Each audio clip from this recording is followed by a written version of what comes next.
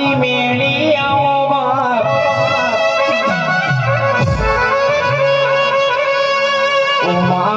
ઘરમાં ખાવા દોનો નહીં હોય તો ચાલશે ખીચામાં રૂપિયો નહીં હોય તો ચાલશે માં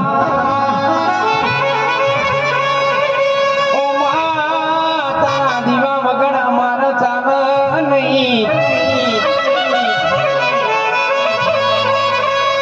ઓ માં ઉસીના પાસીના કરીને તારો દીવો કર્યો હોય